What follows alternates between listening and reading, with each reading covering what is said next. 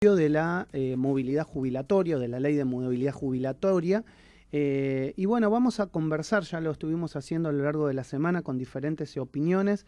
Y muy amablemente me atiende la diputada nacional del Frente de Todos, del Frente Renovador, Mirta Tundis. Hola Mirta, ¿cómo te va? Tanto tiempo, Maximiliano Lequi te saluda.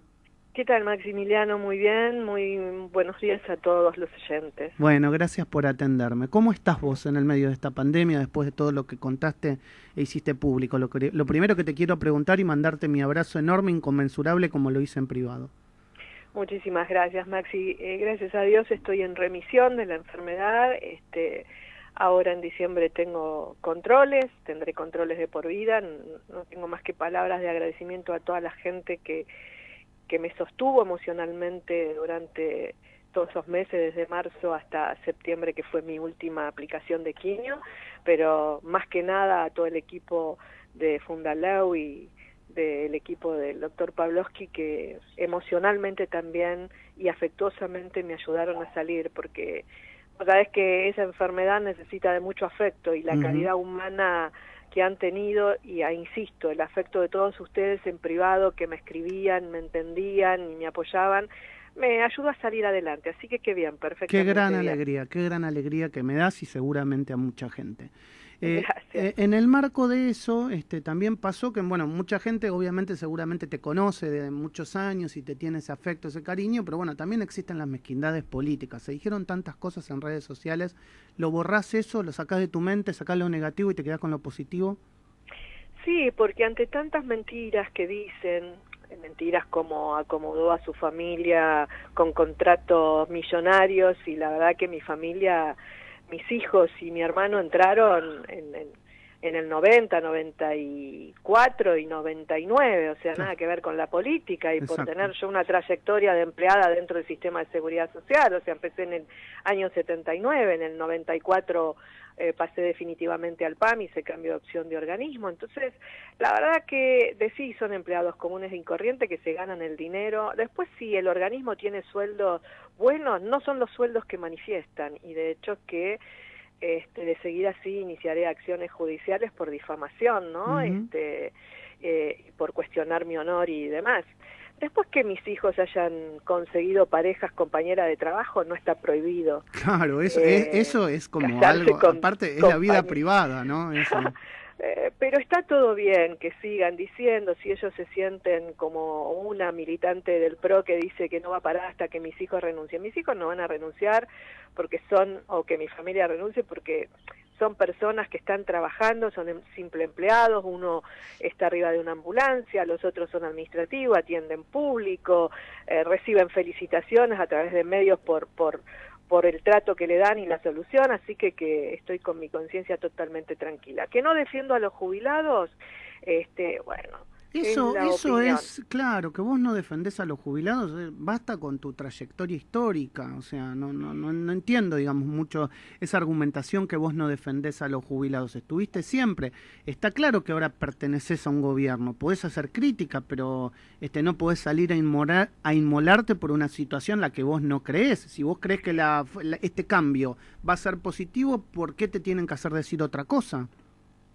Lo que pasa es que hay que ir a los archivos. En el 2017, cuando todos me entrevistaron, dije que estaban cambiando una fórmula muy buena por una peor.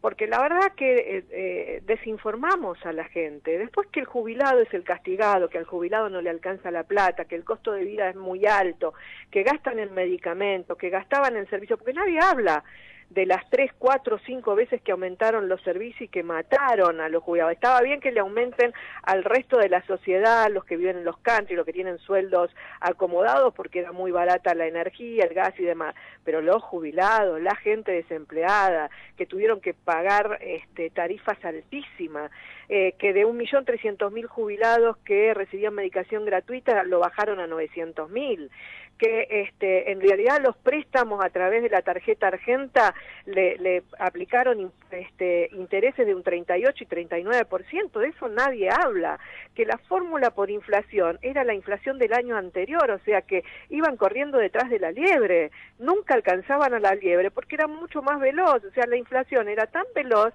que por más aumento que tenían, siempre quedó demostrado, porque no lo digo yo, lo dicen los números. 19.5%, mientras que con la de recaudación y variación de salarios, le ganaron la inflación un 26%, y si van a la realidad, que vayan a los números que están publicados, porque no los digo yo, en muchos años los jubilados por variación de salario y recaudación previsional e impositiva superaron los aumentos de los trabajadores. Si el trabajador recibía un 28%, el jubilado recibía acumuladamente un 33%. Entonces, hay que después 4 millones de jubilados cobran un haber mínimo que no les alcanza, eso es cierto, y es un flagelo de muchísimos años, no es de ahora, y que tenemos que ver de qué manera lo solucionamos. ¿Qué dijo el presidente este año? Suspendo la fórmula porque es inviable y vamos a dar aumento por decreto. Si después estuve yo de acuerdo con lo que se hizo en el mes de marzo, que se le dio un aumento superior al que correspondía por inflación a los haberes mínimos, que era de un 12% más los 3 bonos de 1.500 pesos, la verdad que no estoy conforme con lo que se hizo con el resto de los jubilados, de darle un aumento escalonado, no igualitario. En los trimestres siguientes se les dio a todos por igual. Pero bueno, yo puedo hacer una crítica, como bien decís vos, porque pertenezco a un espacio de coalición, soy del Frente Renovador y puedo tener una opinión distinta, lo digo, lo manifiesto, pero bueno, no soy la que determina, no sé los números como dan, no soy la ministra de Economía, no soy el secretario de Seguridad Social, y no sé, no soy la FIP para saber qué es lo que se recaudó y cuál fue la inflación.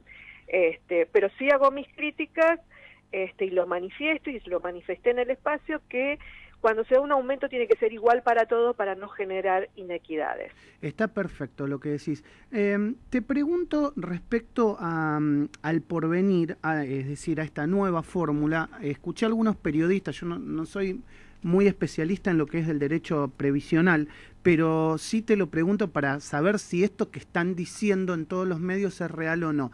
Algunos dicen que la fórmula esta que saldría tiene un piso, no tiene un piso, pero sí tiene un tope. Respecto a si la recaudación es mayor, le ponen un tope al cobro de la jubilación, y si la recaudación es menor, no tiene un piso. ¿Eso es verdad? Bueno, se manifiesta de distinta manera. Es cierto que obviamente es el 50% salario, 50% de recaudación, y en el segundo semestre hay que analizar la recaudación hasta un determinado monto de porcentaje y demás. Es discutible, podemos ver, plantear, porque uno dice, bueno, la cláusula de inflación y demás, porque va a superar la inflación a todo lo que tenga que ver con la recaudación. Miren, yo no soy economista, algún periodista dijo que yo no hable de economía porque no sé nada de economía, que me tengo que limitar. Bueno, también yo podría decir, los que no conocen el sistema previsional deberían abstenerse de hablar. Sí, obviamente, y reconozco que no soy economista, me rodeo de economistas, de abogados, previsionalistas y contadores, como el doctor Jauregui, que además de ser abogado previsionalista de mucha trayectoria es contador, entonces analizo todas las situaciones. Cuando hay inflación, quizás no se vende gran cantidad porque la gente no dispone de dinero, pero como las cosas han aumentado lamentablemente en lo global, se recauda más por lo global, no por la cantidad, lamentablemente. Bien. El impuesto país es otro de los impuestos que va al sistema de seguridad social, tuvo una buena recaudación este año. Después, aportes y contribuciones, sí, tienen razón, si hay bajo empleo, hay mucho trabajo informal y mucho trabajo en negro, obviamente perjudica, que se compensa con el resto de la recaudación impositiva, que es IVA, que es combustible, que es impuesto país. Entonces, la fórmula nunca va a dar negativa. Sí, de alguna manera, podemos dialogar, yo tengo mis propuestas, mis planteos de hacer un resguardo ante el hecho de que haya una recaudación más alta, porque lo que están diciendo, no nos vayamos de lo que es el cúmulo total entre aumento de salarios y aumento de recaudación e inflación, no nos superemos para no dispararse la inflación, pero siempre se puede hacer un fondo quizás con el excedente y tenerlo para cuando haya crisis. El gobierno en realidad tiene un plan económico que es evitar que se dispare la inflación más de lo que se viene aumentando. Obviamente que estamos en un año muy difícil, donde se recibió un país donde no había recursos en el sistema de seguridad social, donde los recursos del Banco Central y del Banco Nación eran escasos y nulos, un tesoro vacío prácticamente, un fondo de garantía que se habían dilapidado los fondos en efectivo que hoy tendrían que haber hecho frente para poder pagarle a los jubilados y donde había papelitos, bonos del pago de la deuda del Estado. Entonces, el gobierno anterior y funcionarios no quieren reconocer eso. Y la verdad que es triste, pero entendible, yo entiendo que lo defienda. Obviamente que ellos tenían un plan económico, una fórmula que habían aplicado y de alguna manera la tienen que defender, nadie le cuestiona. Yo digo, en el 2017 la defendí porque iba a ser negativa, quedó más que demostrado que fue negativo y que la otra fue positiva. Después la nueva fórmula que tiene un techo, bueno, lo podemos discutir. La última que te hago de mi parte, y después le doy la última de la nota a mi compañero Augusto Niesgay, ¿considerás que con este cambio, digamos, el haber jubilatorio o el sistema es sostenible a mediano plazo, a 5, 10, a 15 años, y no tenemos que volver a hablar de una reforma? Es decir, ¿con esta fórmula hacemos sostenible el sistema o le falta todavía? No, en realidad lo que hay que trabajar después con la fórmula ayuda a que sea una fórmula equitativa, y si vos vas a los juristas te van a decir, el doctor Faciolo, uno de los jueces de la Sala 3, que hizo su planteo, dijo, la movilidad de los jubilados nunca tiene que estar atada a la inflación, porque la movilidad, el haber del jubilado es sustitutivo del salario del trabajador, entonces hay que tomar en cuenta la variación de los salarios, también lo dijo la doctora Rodríguez Romero. Se le agrega la recaudación precisamente porque hoy tenemos muchos salarios en negro, poca recaudación respecto a ese tema, y muchas veces, insisto, la combinación de salario y recaudación superó a los salarios. Miren ustedes cómo será que no hablan de que, o dicen una parte, ¿no?, de la película, cuentan una parte, dicen, bueno, pero los salarios tienen una cláusula a través de los sindicatos que de una revisión por si se dispara la inflación. Precisamente, si los salarios aumentan, automáticamente esos salarios que aumentaron porque hay una cláusula de revisión porque se disparó la inflación, es algo que se va a trasladar al jubilado. Entonces está contemplado dentro de si se dispara la inflación. Por eso es que no termino de entender cuando lo explican. Podemos interpretar el techo, a ver qué hacemos para que el día de mañana no se perjudiquen.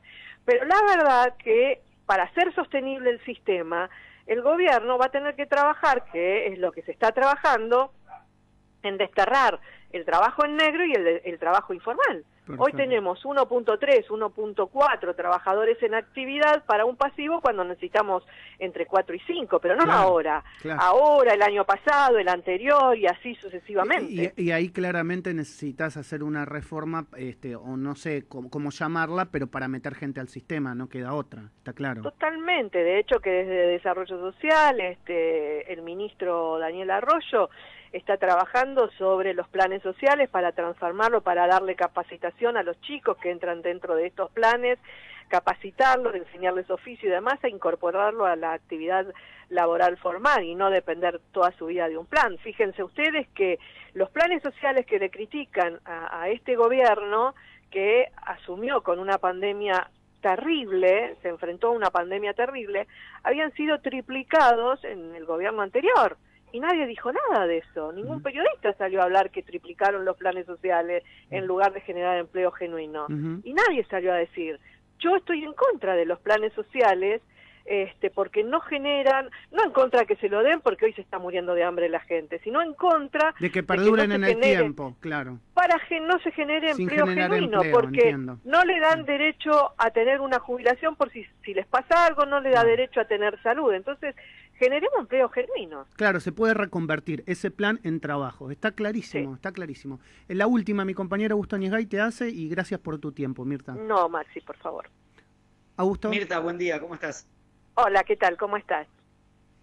Bien, todo bien. Mirta, en relación a esto que venimos hablando, te quiero consultar por la época que se viene, ¿no? Las fiestas, una época que los argentinos suelen pasarla juntos. Tenemos el tema de la pandemia, pero también el tema de los aumentos, la remarcación de precios. La carne, por ejemplo, aumentó un 55%. Ayer hablábamos con Alberto Samit, nos decía que el gobierno por ahí tendría que sentarse a hablar con los productores de carne y tratar de arreglar un cese de aumentos por estos 2 meses para que la gente pueda tener unas fiestas más o menos amenas. ¿Vos cómo ves lo que se viene de cara a las fiestas, teniendo en cuenta todo este contexto de aumentos y encima de pandemia? Miren, acá los que más pagan los platos rotos yo los otros días estaba hablando con el verdulero, y me decía, mire, Mirta, ¿sabe cuánto pagué el cajón de tomate? Lo tengo que vender a 130 pesos, y así sucesivamente, toda la fruta. Han remarcado y han aumentado, y el productor, cuando uno hace algún tipo de nota al que los produce, la verdad que el precio es irracional, el que se llena de plata es el intermediario. Lo mismo dijo Samid, lo mismo dijo Samid. Los costos los paga el que lo va a vender y el que los va a comprar, esa es la gran realidad, y el que lo produjo, que invirtió un montón. Entonces, yo entiendo que el gobierno va a tener que tomar alguna medida respecto de aquellos inescrupulosos que aumentan 3 o 4 veces, porque después lo aumentan porque el dólar aumentó, pero después cuando el dólar baja, no lo rebajan, porque los formadores de precio, y que son las grandes empresas, y esto te lo pueden decir aquellos economistas y contadores que han trabajado en grandes empresas. Yo conozco y trabajo con gente que ha trabajado en hipermercados y otros lugares que son formadores de precios, se sientan a trabajar en su computadora para generar los precios futuros sin tomar en cuenta que quizás no aumente la inflación o no aumente el dólar, pero una vez que los promovieron, no los bajaron nunca más. Entonces creo que sí, que va a tener que haber un diálogo con los productores y las grandes empresas para evitar que se dispare, porque los únicos perjudicados es la gente, no es el jubilado solamente, son los trabajadores y son los desempleados, porque por más que les den un bono, por más que le den una ayuda económica, se dispara el valor de la mercadería. Y mi mamá lo decía los otros días, 85 años, estábamos hablando de 50.000 cosas, y me dice, pero si aumenta, a mí me aumenta, y aumentan los comestibles, y a mí de qué me sirve el aumento si igual nunca me va a alcanzar para poder comprar lo que quiero. Y esa es la verdad. Claro. Mirta, gracias, te abrazo con el alma, mucha luz, estoy Maxi, pero feliz de lo que me acabas de contar, que la enfermedad se está retrayendo, pero feliz. Te mando un abrazo enorme y te abrazo con el alma. Muchas gracias, Maxi Agus, muchas gracias a todos. Un beso muy grande. Mirta Tundis, diputada nacional, charlando en la mañana del arranque aquí en Radio Sónica.